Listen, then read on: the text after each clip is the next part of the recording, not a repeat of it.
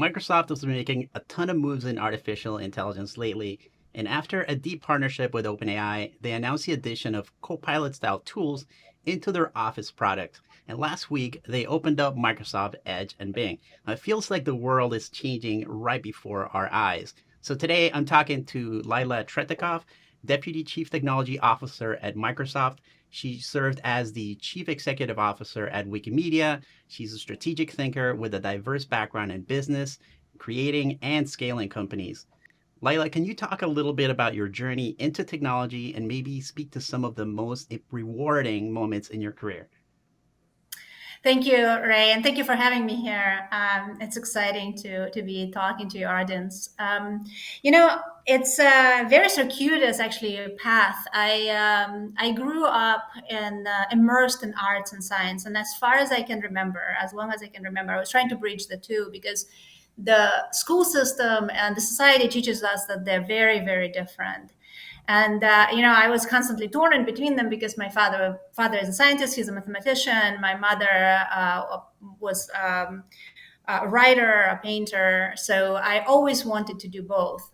And they tell us nowadays that the most important thing in your life is actually to find your own personal mission, I guess. What is making you happy. Those two things, those two subject areas were making me happy, and I didn't know what to do about it. So, I tried different disciplines, and I tried doing even architecture, thinking that, there's science in there and then there's art in there, and nothing was working. And in the end, I took a computer science class on a dare. A friend at Berkeley told me, now look, you've been doing mathematics for God knows how long. You've been trying to explore. Take this class. If you're worth your salt, you'll pass it. And by the way, the class is, the even to get into the class, you have to take a test. It's so challenging. It was so challenging and selective at Berkeley. So of course, there, I couldn't avoid it. So I had to go and I had to take it. And what happened that was actually mysterious is that technology became that bridge between the art and the science. The art really, to me, is the way the magic and the wonder that we experience in life and the world. And most of the time it is unknown to us, and over the centuries we start to understand, to learn and to explain it with science. So those are two sides of the same coin. And it's, I think, incredibly important for us to, and for our kids and for young adults to understand that, there isn't one or the other, but there is both. And if we look today at what's happening with artificial intelligence, what's happening with technology, for the first time, you can actually be a painter. Most people have incredible ideas in their minds, but they can't get them out on paper. They may be hearing music in their mind's ear, and they can't actually reproduce it. But with the new set of tools that we're developing, you're able to do that. And of course, there's going to be plenty of bad art and plenty of bad music, but it is already true today. So, what the hell? But at the same time, I think it's going to give people such incredible opportunities to connect to themselves, to who they are, to express themselves, and to do that through technology. So I think every highlight of my career was that magic moment where technology was able to connect the science and the art in my life. That's really amazing, and I can relate to so much of what you said.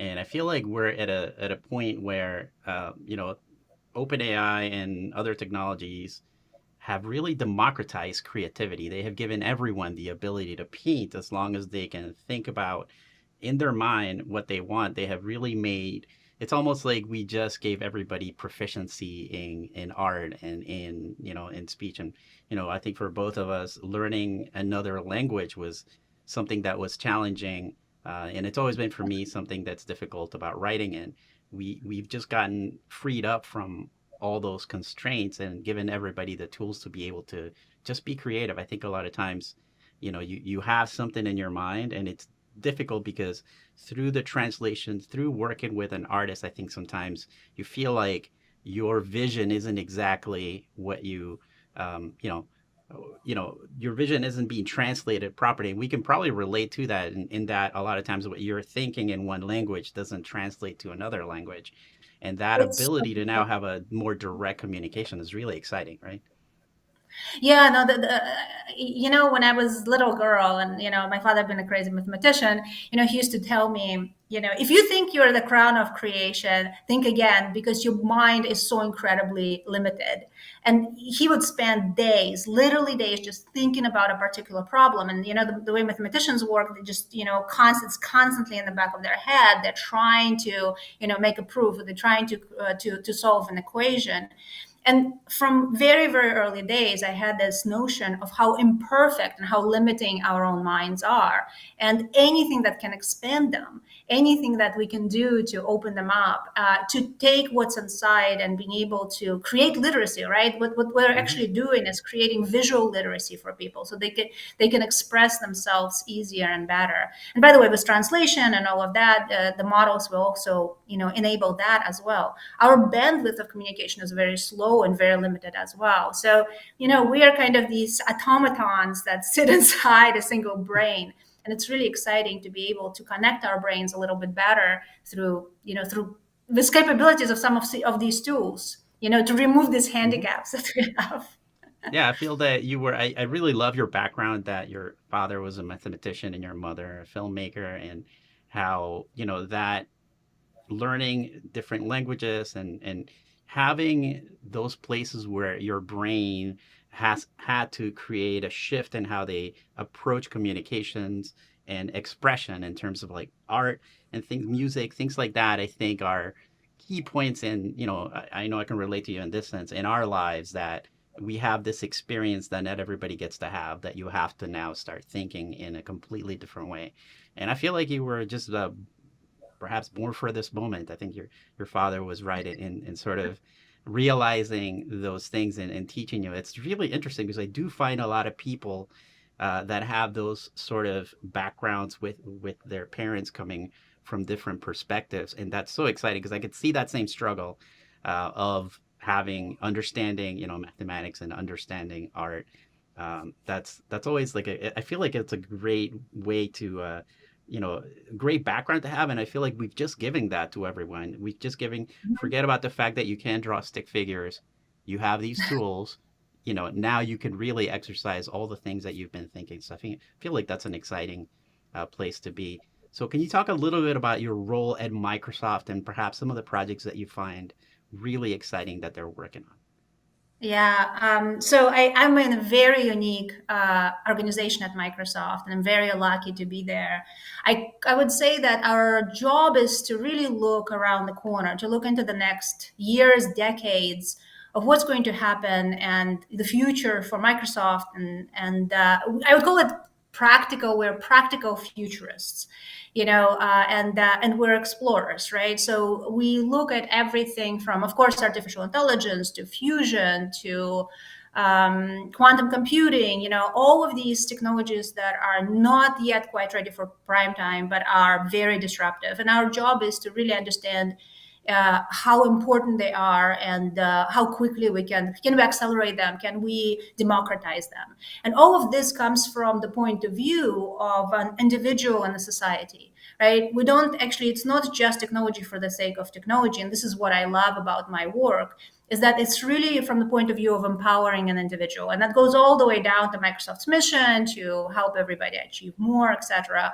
But the reality is it's kind of permeates what we do every day. And that's extremely exciting, I think.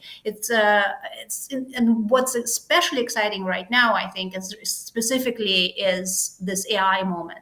And why is that so important? I joined Microsoft actually about 5 years ago. And my first job was to take AI out of MSR. MSR is our research lab, basically. It's a big, very well known, incredibly important research lab. But usually in the research, we really have we give almost a complete freedom to researchers, right? They pursue their experiments and their train of thoughts. And then at some point, we start seeing that the technology is ready for commercialization. So I came in to take computer vision and language AI at that time, and also actually at the same time our augmented reality, mixed reality work as one product group to commercialize it. And it was really interesting to see how quickly we were getting interest and adoption and the capabilities that were emerging. But it was in the last 3 years in this partnership with OpenAI where we really saw that something, the leap change is occurring, right, with these large language models. Hmm. And what's really important about that, and these models are, they're probabilistic, right? They're not like, you don't get 100% accuracy. It's the nature of artificial intelligence, actually. So what you see is that these models are based on what they see in the world. This is actually a very similar thing that we saw with Wikipedia, right? People would come to me and say, "Hey, you have this bias in this particular size part of Wikipedia. Why is it there? How come you don't fix it?" My response was always, the site reflects the society as it exists today. And same thing is true for artificial intelligence. It reflects what is out there, the books that have been written, the paintings that have been painted, all of that, Hmm. societal legacy is in there. But for the first time, because these models are actually oriented towards outcomes, you have an opportunity to think ahead.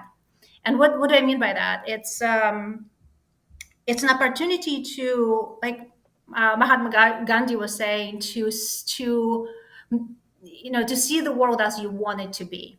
So instead of just reflecting where we are today, is to think, where do we want to be? Because you can augment the models, you can augment the data to reflect the future that you want to occur, as opposed to the present that we have now. And this is why we're able to remove certain biases from the models. We're able to augment the outcomes, and the model can actually learn and tune towards the outcome that you give it. So you can give it a goal, and it will try to optimize towards that goal. That's a really exciting future. It's for the first time we're able to do that. The issue is the problem is so complex, you can't solve it without something like AI. So Hmm. what happened? Like, even if we look, I just want to give everybody an example. How is this different from what happened last couple of centuries ago? So let's look at the last industrial revolution. That definitely helped. As a society, we have much better things. We're much further away from poverty. We live, generally, you would say, better lives, right? Child mortality is way down. There's so many good things that came with it. But along the way, so many bad things came along. And the reason for that is we just can't predict. We can't look into the future, right? Until 10 years ago, we were questioning that we're causing global warming, right? And that seems so obvious that if you Hmm. take some carbon out of the ground and if you burn it, and some of that is going to go into the atmosphere, you can sort of calculate what's going to happen. And yet it took us 150 years to figure that out. We're, for the first time, with this new technology, in a place where we can predict these outcomes, and use the probabilistic models that we have to actually kind of estimate what direction we take, and then put the right chess pieces in place to go into the direction in which we want to go, to sort of compute the possibilities that are in front of us. So I think that's the really exciting thing that we're doing. And of course, there's the simple side of that. Just like in the beginning of Industrial Revolution, we've created technologies that just enabled a lot of people to do their jobs better, to remove some of the really terrible grunt work that we had to do. You don't see a lot of people plowing fields by hands anymore, right? Or Hmm. digging, shoveling dirt or doing things like that. That's what happened. The equivalent of that is happening right now for cognitive labor, right? And this is why we're infusing pretty much everything with AI, so that any grunt work that you do, no matter what your job is, it will remove that for you. It will make it so much easier, so that you can focus on things that really matter. So it sounds a little bit pedestrian, but the impact of that is going to be enormous. I think that for me, and maybe for some other folks, like the moment that the light went on was when I realized that the way that I had been achieving creativity and thinking is something that is essentially an algorithm. And once we were able to sort of duplicate the way that I arrived at creativity, which, when I worked for newspapers, I would see the artists look at source art and be able to sort of create their own, version with their skills of art, but it was always based on what they had experienced before. And I didn't recognize it at the time until, OpenAI and some of these other tools came out, that what I was looking at back then and what I was really impressed was really just an algorithm, a way to, you know, be creative, but always understanding that things came before and affected everything that I did. So once I realized that that was possible, I think you're right. What it taught me is that what other algorithms have humans have sort of sole proprietor, been Yep. proprietors of, that we are not realizing can be accelerated with computers. And that was really exciting. It's really Well, exciting for me. you're exactly right. And I mean, if you think about it, I studied AI obviously in college. So it's been, Hmm. God knows how many years, right? So what's really interesting is that I mean, AI sort of was born into trying to model the way that humans learn, and I think you're exactly right. Our own neural nets get trained since we're babies, right? Probably before even born, right? And the data that we see, right, shapes how our brains behave. Yeah, that's how we learn languages, the simple things, how we learn to play a musical instrument, et cetera, play a sport, right? Then when you do it enough, right, that repetition, trains the neural net. And anytime you need to do something new, it's you have to repeat it, and things like that, right? So the large stochastic models, are similar, very similar, right? The more the model sees something, the higher the probability of the fact that it's going to, think that this is the right outcome. So, but the thing with the model, right, is doesn't just see my life long experience. It sees your lifelong experience, my lifelong experience, everybody's lifelong experience. It's like a collective human experience model. It's really exciting because then for problems where you want a second opinion, right? You want to fact check, you want to check your own thinking. So useful for that as well. Yeah, and I think that the second thing that was really interesting to me was when the models started, acting in some ways that were familiar to me, but that I didn't think that computers were capable. So some of the things that you said, like the hallucination, that's something that happens to people. So like Oh yeah. some of the things that we found about the computers are really a reflection of humanity. They really have kind of, I think, and I don't know if people are thinking about this enough, but really brought forward the fact of the fact that the computers are imitating us is reflecting in one way, what humanity means. And in another way, it's highlighting those issues that we really need to look at in terms of like ethics and in terms of where things are going. So it's really interesting to hear something Yeah, because it's funny. yes. Our like try our memory. Human memory is incredibly flawed. We almost never remember anything correctly, right? We sort of build on top of them, and then we have some sort of Mhm. residual memory of things. We're actually probably worse than the model. In that sense. Yes, that ability to reflect that though I thought was really interesting. Like when what they hallucinate, like that's kind of like what we do. We don't expect that in a computer. We expect it to be always a perfect answer. So the fact that it's reflecting, I think, was really interesting. And our sort of ability to be able to deal with those things, I think, reflects on humanity as well. Like those are things that we need to look at some of the same issues as well. It's a So fundamentally different type of a computer. It's a different yes. computational model, right? So Hmm. it's not arithmetic, right? Hmm. It is probabilistic, right? And the world actually is probabilistic. That's like if you start thinking about quantum things like that, all of a Hmm. sudden you're an entirely different universe, right?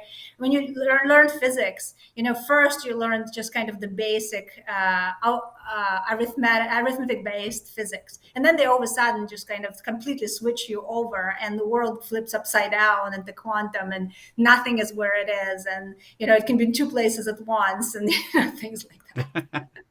So we're in Those that are really phase. good points. Yeah, we're in that place where we are getting, and I think it wasn't possible to kind of understand the chaotic nature of what's happening in our brains until it was reflected to us. So let's talk about, go back and talk a little bit about when you were 15, and you talked about how much of a shock it was to arrive at in the US, and how that encouraged you to have a growth mindset, which I think is really, really important. You started your own company while you were still in school. How important is maintaining that level of wonder and discovery, and how can we retain that as we kind of get further along in our careers and are maybe calloused by the things that are happening? I think there is a really important concept. I think comes from Zen Buddhism. It's called Shoshin. I'm probably mispronouncing it, but basically, it's beginner's mind, and it's extremely precious because we actually are able to learn the most when we think we don't know. In my art class, when I was teaching, it was my adopted mom, as what we used to say: we cannot teach you anything if you think you already know it. And I think a lot of us are taught early in life to really take pride in what we know, and that's fantastic. But that also closes us off to learning something new, and especially learning something very different. So if we think we're good at art, we don't think we're going to be good at math, and vice versa, right? You see that a lot, and kids basically saying, "Oh, I'm not good at this, and therefore I'm not going Hmm. to touch it." So it was really interesting for me because I moved to a completely different country without knowing the language, right? You would ask me, I'll tell you my name is Lila, and whatever you responded, I would not understand. That's all I could do. I was 15. I was already going to college in Moscow. So it was really weird to come to America and not being like a toddler again. I Hmm. wouldn't know. I would walk along the street. I wouldn't know names for a tree or a roadway or anything like that. And it's extremely painful, obviously, to go through that. And on top of that, there's a culture shock. But it's extremely liberating as well because it's a full reset of your neural pathways. All of a sudden, you have to learn everything from scratch, and it feels like it creates a second mind in your brain, and you can sort of go between those two minds, and as a result, you see the world from two very different perspectives. And you can hold them for the rest of your life. You can hold these different perspectives in your mind. And as you go through life, you can create new and better perspectives as a result of that. So having this beginner's mentality throughout your life, I think, is extremely important because you learn so much more and you're able to see things that you normally would not be able to see. So when I was you were talking about my first company. When I was at Berkeley, I was lucky enough to get what's called work study. Back then, you could actually, I was supporting myself through school. And back then, you can actually work enough to pay your school bills and there's a little bit of loan. God, I wish those times were back. And I was very lucky to get a job, or they would call it work study, at Lawrence Berkeley National Laboratory. And this is the time when we are, for the first time, sequencing the human gene, right? Where it's a human genome project that we're doing with a bunch of different universities. And my lab, originally hired me as a data monkey and also to maintain their website, something like that, right? Excel spreadsheets and whatnot to do this work. So I'm sitting there and I'm observing these Nobel Prize scientists drowning in alphabet soup, right? Because what they're doing is they're taking two different DNAs, right? Usually from two different species or two different animals of the same species to humans, for example. And they're comparing them. It's called a genomic alignment. So they're trying to find the pieces that are the same and the pieces that are different, right? And then that from there, you got CRISPR, etc. But they're looking at it as data, it's alphabet, right? And I sit there and I think to myself, and this is where the art and the science really kind of comes together. I'm like, I can build them the tool that will make it really easy. So I built what was called Vista, the genomic browser. It's a visualization tool. It shows the DNA. It shows both DNAs, and then it uses the algorithm to snap them together so that you can see exactly, snap exactly the sequence that you're looking at, and then experiment on it or investigate it. They use this tool. It's an open source tool. They ended up using it for decades, I think. It's so silly because it's just looked so old at some point. I remember going back and looking at it. But that also turned out that the technology is applicable to other areas like finance. And I ended up taking that kind of core tech and applying it to something else in the company and creating a company around that, and then got bought. But what's really interesting is being able to see they were not thinking about it that way. And because I was a beginner, because I came in without any preconceptions, with a clear slate, I was able to see that. But there's another part to growth mindset. It's not just about having an open mind, listening to people who are not like you. It's also about believing that you can do something, having that Mm. faith that you can. And I have to tell you, you will know this, I'm sure. It's so painful when you're immigrating, right? You have no friends, you have no support system. You are as lonely as you possibly can. And it's could be very easy to give up, I guess, and just Mhm. say, hey, you know what? It's great. I'm just going to go home. But unless you have that belief that you can, unless you have the belief that yeah, you can persevere, you will fail. And I think that's the other piece that we need to nurture and be kind to ourselves and maintain in ourselves, is that belief that yes, it's going to be difficult. And yes, you're going to have the times in your life when just everything seems to fall apart, and their voice in your head that just tells you you're a complete and utter failure.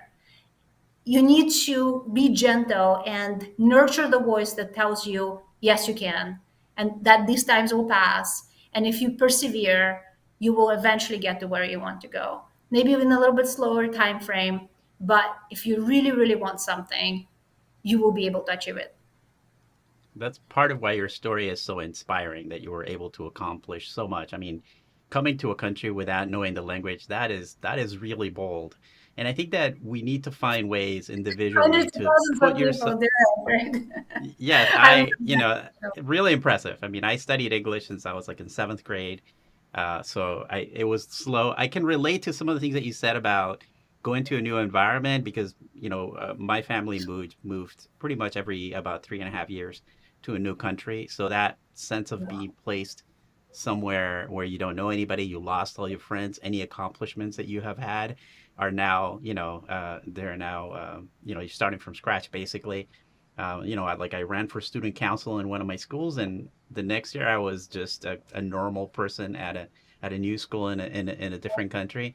So I think that perhaps trying to find things that really challenge you in that way are really interesting, and seeing how you can find opportunities in some of that stress. I know that one of the things that after a while, I think I developed an enjoyment of being able to reinvent myself in a new country.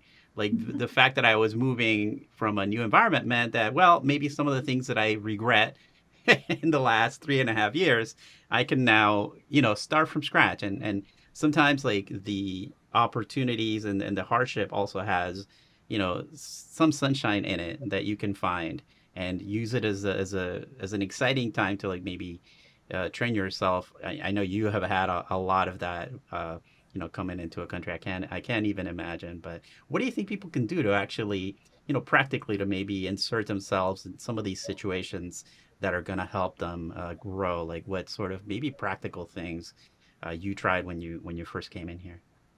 Yeah. Look, I didn't need an additional insertion because I was fully That's immersed right. and fully That's right. inserted. But sometimes you're doing really well, in life, and everything seems to be right. Doesn't mean that you shouldn't explore, right? And psychologists will tell you that some of the best ways, actually, the best thing for you to do if you're after 40, is to learn a new instrument or a new sport, or a new language. And the Hmm. reason for that is because our brains obviously go through cycles of learning and or cycles of development. And as you start getting older, it loses its plasticity. So in order to, so you have this specific kind of neural pathway, fibrous pathway, highways, right, for things that you already learned. So if you want to learn something new, you actually need to go and learn something new. So go into live in another country if your work allows you to do that. Explore that. Hmm. Learn the language when you're there. Actually immerse yourself. I did it, and with friends. I was in my late 30s when I When I went and I lived in Paris and I started learning French, and I completely again did the whole thing all over again. But it's very unique to each individual, right? Find the thing that is tickling your imagination that you want to Hmm. learn. And even if you're a biologist, learn a little bit computer science, or learn a little bit of music, whatever it is that is tickling you. It's one thing that's going to happen is you're going to see the world a little bit different, and you will see your own field a little bit differently. But the other Hmm. thing that's going to happen, it's actually going to prolong your brain activity, right? So that when you are older, you hopefully will stem off some of the dementia and Alzheimer problems. So it's Yeah, that's good def on many dimensions. yeah, I think the key thing, and you were talking about the growth mindset, is that yeah, you do need to find ways of challenging yourself for growth, and for perhaps as you mentioned, like having better cognitive abilities later on. That ability of putting yourself in sometimes what are uncomfortable situations is really what causes some of those new neural paths and growths that you see in individuals. And I think that perhaps for somebody who has seen the success of that, it becomes a little bit easier, just like anything else that you're doing. The more you place yourselves, take a class in something that you don't think you can do, and you'll find that humans are surprisingly resilient, and we can learn a lot. And it doesn't matter how old you are, you can pick up a new instrument. And I think that those are so important. So many people want to kind of dive deep, and I think it's a reflection of humanity that sometimes we avoid stress, but that stress is really, I think, beneficial in the long run. Really exciting. So Well, you've it's also spoken about. perspective. Oh, go It ahead. might be Sorry. fun, in fact. Sorry. It is. It's yeah. It's a lot of fun, and I think that once you learn that secret, like it feels like it's a secret of learning that it really helps you grow. I think you're going to be more excited again after the second or third country that you've moved to. You start thinking about, hey, maybe this is an opportunity to reinvent yourself, and that can be super exciting. So you talked a little bit about how artificial intelligence is creating all these cutting edge technology and actually allowing different fields like biology, chemistry, and computing to merge together. So, what are some of the exciting things and developments that you've explored that you think AI is going to bring and have the biggest impact on humanity?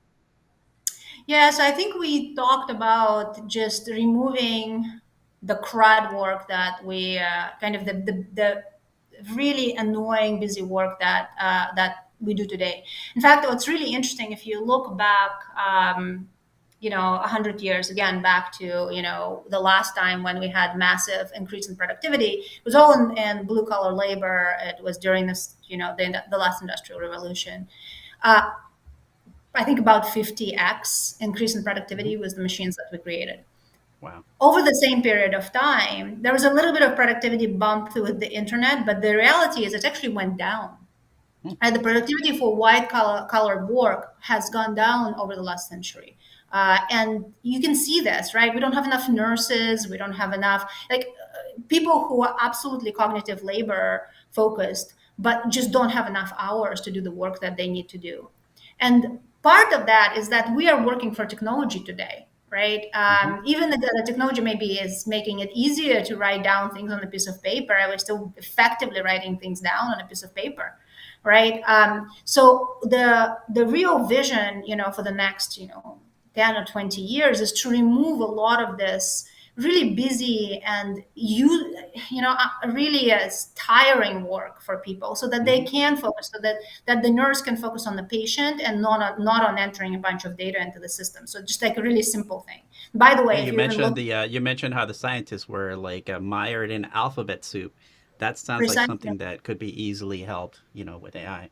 Exactly. And by the way, so much of what's going on is kind of like a back office. Like, think about managing claims for healthcare. It's an Hmm. incredible amount of money goes into that, right? And all of that is just, a lot of that is manual work. So a lot of this kind of work is going to really benefit from some of the artificial intelligence that we're creating. And I think it's the low hanging fruit. And I think we're going to see finally productivity increases in white collar work, which I think is exciting. And I think it's also exciting for people who are doing it to be able to spend time not on data entry, but really on actually the work that makes their soul, whole. Mhm. Um, I think that's exciting and that's necessary, and I think it will give us an opportunity to really focus on things that are of value and importance. But I think the real incredible opportunity in front of us. I think the Mhm. next frontier for humanity is really understanding the world around us, the physical world around us, and specifically the world, the self, right? We don't even understand our own brain. We don't understand our own bodies, right? And this is for the first time where we can start applying AI to solve the problems that before were completely unsolvable because of their complexities in the university, so my degree, and I was studying, probability. I was studying complexity, specifically non-polynomial problems, which are extremely hard Mhm. to solve. So, for example, protein folding problem, is an incomplete problem because you just can't solve. You're solving a bunch of in the range of solutions that is theoretically possible is enormous. So you can apply AI to narrow that range of the solutions, and then brute force through the possibilities to see what's going to happen. So you shrink the domain, you shrink the space in order to, and then you iterate through that to understand what's going to happen to particular molecules. Now with AI, you're going to be able to discover new elements in physics, material science. You're going to be able to discover new materials, which we're going to need because we need carbon sinks, just for climate science alone. Mhm. And I think the most interesting part is we're going to start understanding much better, accelerated understanding of our own biology and solving disease. I think longevity, what people want to see us all living, longer, and healthier, more importantly, healthier. I think AI is going to play an enormous role in that.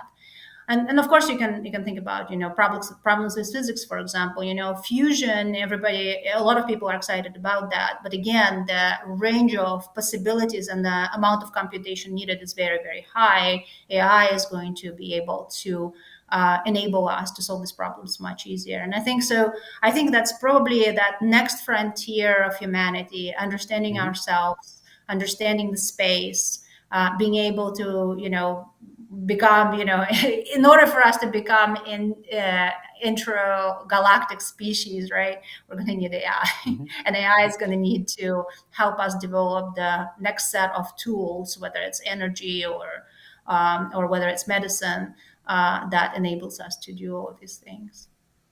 Yeah, that's super exciting. And I know that I think the reason why AI has burst into the scene so strongly is because that when people start using it, they realize that productivity gain immediately. Like I know I'm able to do things now faster than I was able to do things before, and that is just life changing. I'm able to do, my work a lot faster.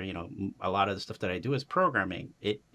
I can do it better, faster, not have to do so much research, teach myself new languages. That was a surprising thing that, yeah, again, thinking of programming as just really a basic different human language, I think, made me realize that it's not anything magical. It's just a skill in learning how to speak a different language. It's very similar. So that was surprising that the computers were able to. The first place where you saw real disruption in terms of productivity was computer programming, and I don't know that a lot of people expected that. That was I think surprising, right? But it made sense.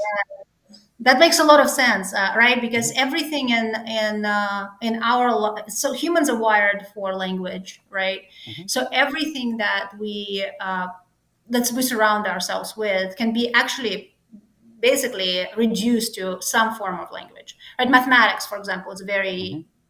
very clean form of language that we use. So it's and as you look at the history of computer science, right, we are increasing the layers of abstraction. So we go from literally pushing and pulling wires, right, Hmm. to then very primitive switches, to punch cards, etc. I'm skipping over, to now fairly abstract programming languages. When I think Hmm. Andrew Karpathy said recently in one of his blogs that the amazing new programming language now is English. And I think that's exactly right. That's The great. That's little, great. yeah, I mean, like, let's look at the little, the way to see the future is to look at our children. Let's look at a toddler today that is programming, whatever her interface by talking to it. That's where it's Hmm. going to be, right? And we're not going to need the level of abstraction is now the way that we communicate. Hmm. That's really amazing, and you were right. I think that that's another thing that has given you, a great understanding of what's happening. Watching kids use technology, it's really eye opening. So I can't wait to see what they're able to do with AI on top of everything else. My kids all started using AI, and the possibilities are great. When, as you mentioned, the programming language is no longer so structured and complicated, when you could kind of just have a chat with a computer and be able to develop things with it. I mean, it's so life changing, and it's possibly going to democratize everything. And we have seen that AI's influence has had a tangible effect on some technology companies. A recent example is this company called Chegg. The company lost half its stock value, and then they cited GPT-4's impact on their growth. Now, what advice would you give companies who are perhaps potential targets for some disruption? Yeah, my life motto was always embrace creative disruption, I would say. Hmm.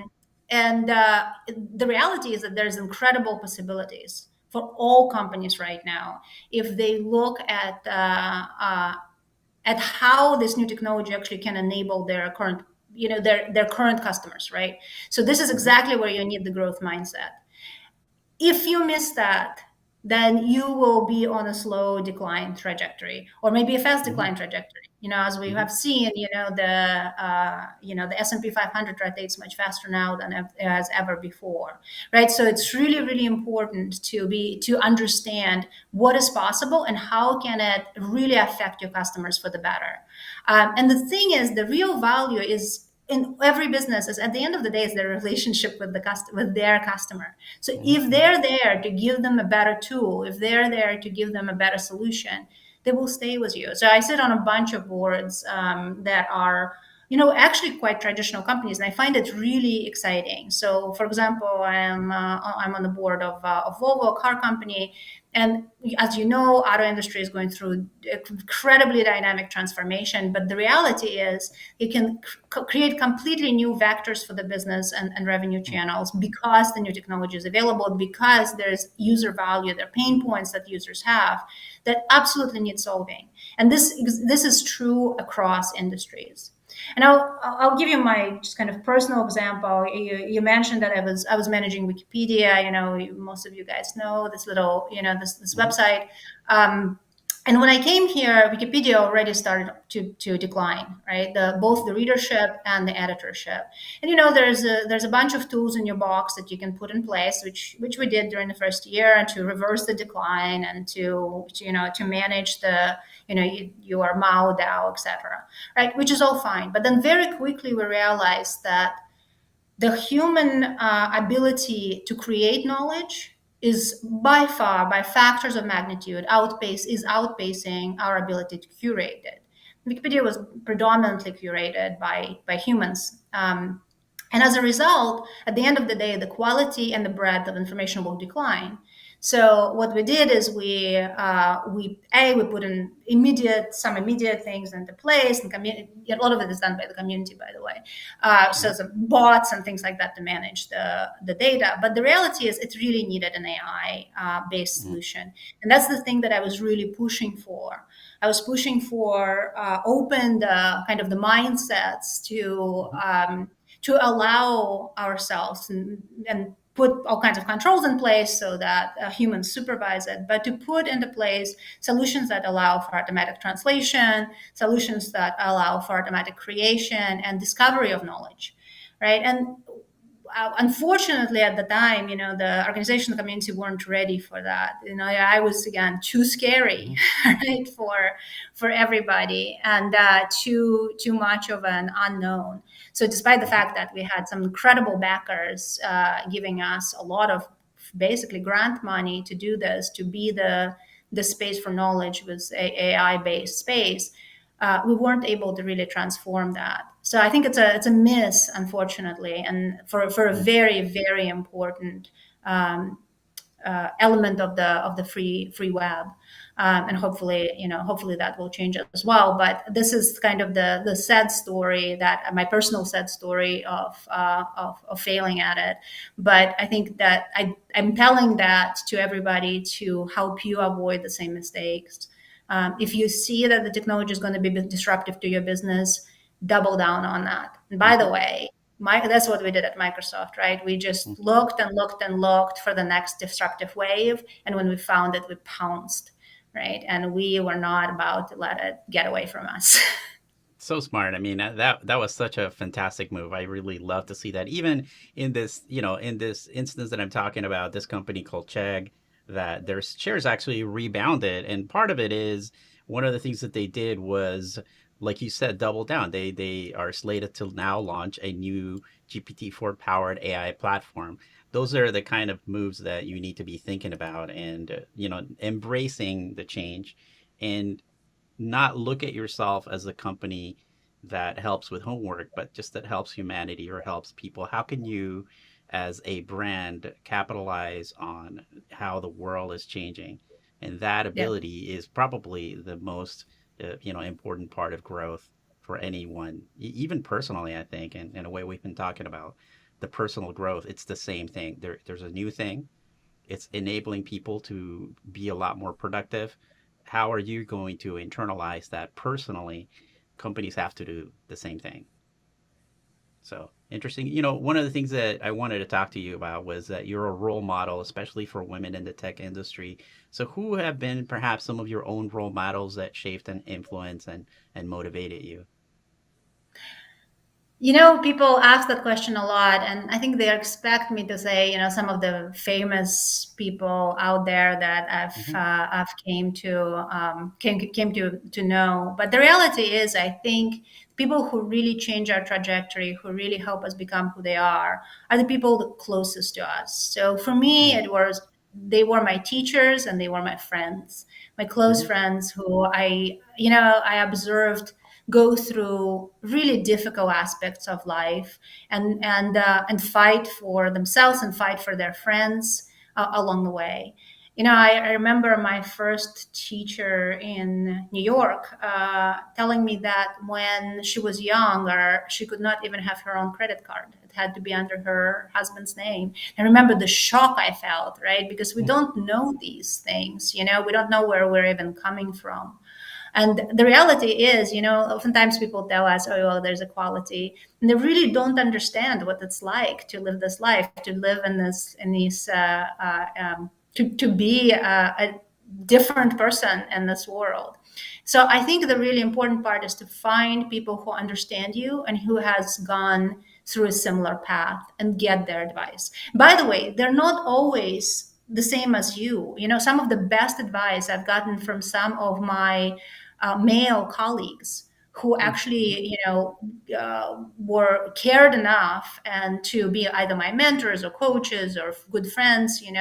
So having kind of the open mind was really important. But the reality is, my teachers, from my first violin teacher when I was, a kid, to the Hmm. teachers in my school, to teachers in my college, my art professor actually adopted me in college.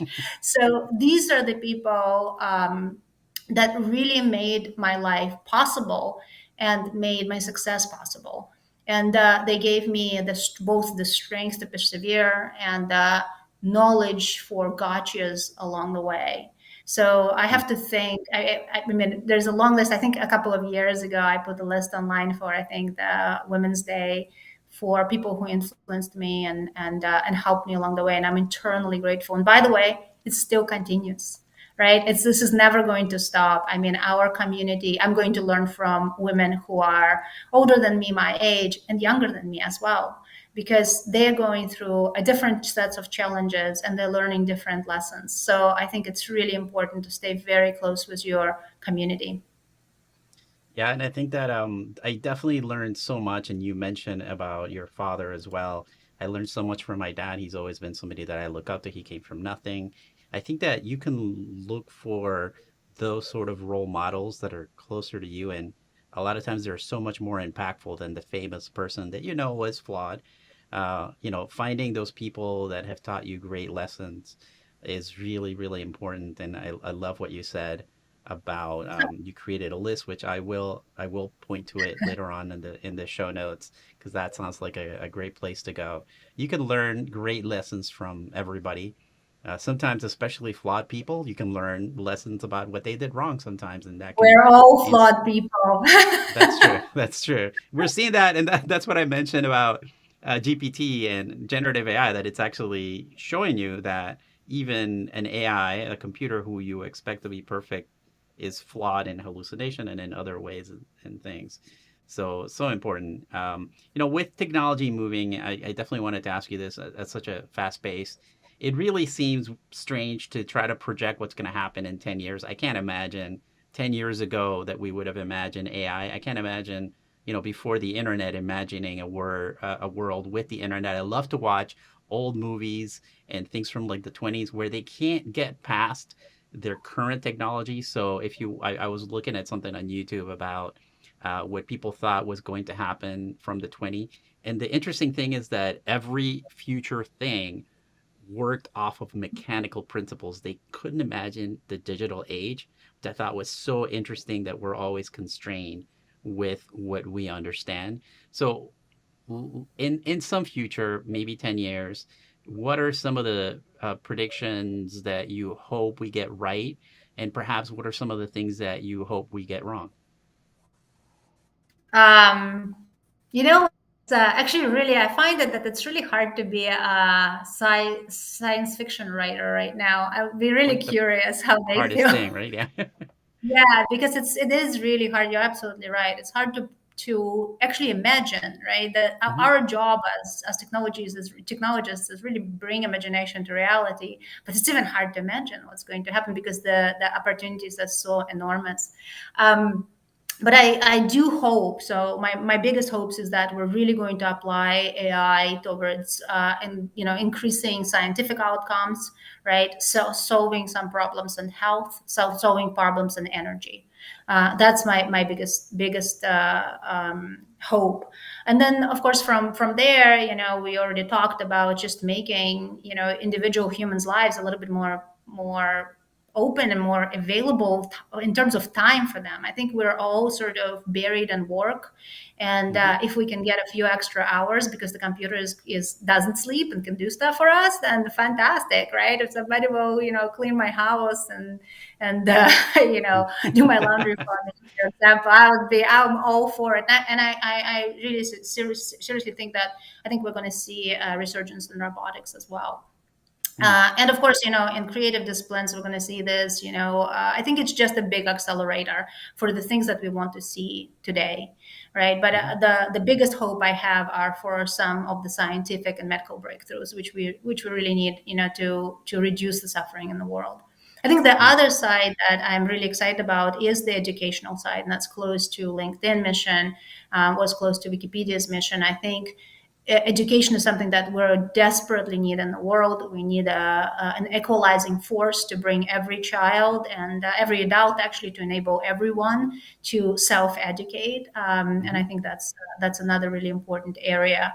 So kind of medicine and education are my two sort of big hopeful bets. Right, where AI can really go wrong is really not so much on the AI side, but on the human side is how we use it, right? Hmm. And it's really scary because coming from a country that did not have protections of individual freedoms, it's really hard for me Hmm. to see what some countries are applying AI to. So if you consider, if you're in China, if you're traveling, you'll see that, of course, that everything that you're doing is tracked, and of course, it makes the society safer, but it also limits your individual personal freedoms as well. So I worry about sort of the sliding scale of our acceptance of more monitoring and more tracing and more tracking in this world Hmm. under the umbrella of security and safety. in including in this country, including in the United States. So I think that's really we need to be careful with. And another one is how do we hook up how autonomous AI becomes, right? And who monitors and who controls it, right? And by the way, it has nothing to do with the current models. It's already been in place for a long, long time, right? 10 years ago, we had a problem where some intern wrote some simple, very simple AI classifier for a jail system, right? Which, of course, because it was trained on the previous data, became incredibly biased. And we had a situation where basically, it was just biasing against the African American population in jails, which is completely atrocious and awful. But the problem was not really with AI itself. Its problem was who is doing it, who is supervising it, who is checking it, who is verifying it. And that is why at Microsoft we spend incredible amount of time developing Mhm. those tools, because we know that a way that people will deploy AI is not fully in our control. As much as we would like to help them, we need to give them the entirety of the scaffolding to make AI safe. But it's so silly. We think about it as AI problem. It's not AI problem, it's a human problem. You're so absolutely right. And I think that coming from a country that experienced some difficulties in this regard, totalitarian governments, and moving towards freedom, I think I'm incredibly hopeful. I would like to definitely see that the predictions on your ability to do more as a human come true. I think that I'm encouraged by history in that humans do have a tendency to overcome, right? So I think that, any potential issues that happen as a result of AI, I think that I'm hoping that they bring us together, like help us to kind of come back together and learn to solve those big problems that can be, you talked about how, the amount of productivity as a result of like the industrial revolution. I think that we can see that future. We can solve big problems, health problems you mentioned, climate change problems. Those are things that humans have this incredible resilience to overcome. Just ignore all the noise about the bad potential things. We have been so poor at projecting like the bad things. I always say that I love to watch movies from like the 70s, and they thought the world would have long been over by now, and I'm encouraged by all the great things that happen, and I think that this is just a tool that's going to allow us to accelerate that. So I know I have a lot of LinkedIn people watching from the company itself, so I wanted to give you an opportunity to help us and, understanding our mission, which is to bring economic opportunity to every member of the global workforce. I know you're in Microsoft. What would be the biggest accomplishment that you would like to see LinkedIn pursue as it continues this journey into AI? Yeah, it's so exciting. Such an exciting time for LinkedIn. And in my current role, I actually get the privilege to work with some of the LinkedIn product makers. And the project that's sort of brewing right now, I think is extremely important, which is the Knowledge Project, right? I don't think it's called that way, but to me, because of my past history, I think of it that way. And that is enabling people to really share in the knowledge that exists in the world, right? With the Mm-hmm. help of AI, but also with majority of the contributions by actual specialists and professionals and people who are immersed in the subject matter. So I think Mm-hmm. that's already is going, and I really hope to see it take full shape, because I think it's really needed, and there isn't enough definitive, accurate, correct data about a lot of topics out there on the internet, and the models are only as good as the information is out there. So we need the humans and the models to work together to create that ultimate kind of knowledge system. And I'm really excited to see LinkedIn working on that. And then I think at the end of the day, economic opportunity is about education. My husband loves to say that the one thing that no government and nobody actually can take away from you is your education, right, is Hmm. what you have learned. And I think in this day and age, that education has to be both democratized and available to all. So I really hope that we're going to lean in even more into the educational opportunities there and teach people the new sets of skills that they're going to need. The traditional institutions are actually not even able to keep up, even if you make it into a, into a good school, and make it available at an affordable cost. Because I swear to you, even back when I was going to school, when I got the envelopes from, the what you call the tier 1 schools, I had to throw them away. There's no way I could afford them, right? And thank God Hmm. there was Berkeley that was actually affordable, and I could pay for it, by just working. None of that is possible today. Not even Berkeley is, not even at Berkeley, right? So how do we bring the opportunities to everyone? There are such incredible minds all around the world, and it's, human potential is enormous, but we need to give them the tools and opportunities to learn, and then to connect with whoever needs their talents. And I think LinkedIn is unique, and absolutely unique in the world, in that place, and then that's opportunity. And I'm really looking forward to see what we're going to be able to accomplish there. That's so exciting, and I'm sure people will really appreciate. And if they haven't listened to you say that, I'm going to point it out to them that need to listen to the end of this live stream. Thank you so much for coming to the episode. I really appreciate your time. I know you're super busy building a lot of fantastic things. There's a few places where you can find out more about this show. It's called The Future in Tech, and we have a LinkedIn page that you can subscribe to and be notified of news and changes, a newsletter with show notes that have links from the episode highlights and a lot more. And we also have a guide that has all the past and future episodes, a YouTube playlist, and recently we added a way to listen to this stream as a podcast. I want to highlight what we're doing next week. We have some exciting guests. So next time this is one of the few times that we have had two people, and we're working with Ronnie Share and High Stone. These are prompting masters that are going to help us understand some of the challenges with prompting and getting the computers. I've often talked about it being like, and I think Lila, you mentioned this, that the what we have now is basically English being the programming language for everything. You nailed it. So exciting that just the language itself is the programming language. I'm so excited. Thank you so much for being here. I so much appreciate your time. What an exciting talk. I had a great time. So take care and continue to do the great work that you've been doing at Microsoft. Thank you so much, Ray. Thank you for having me here. All right, bye bye.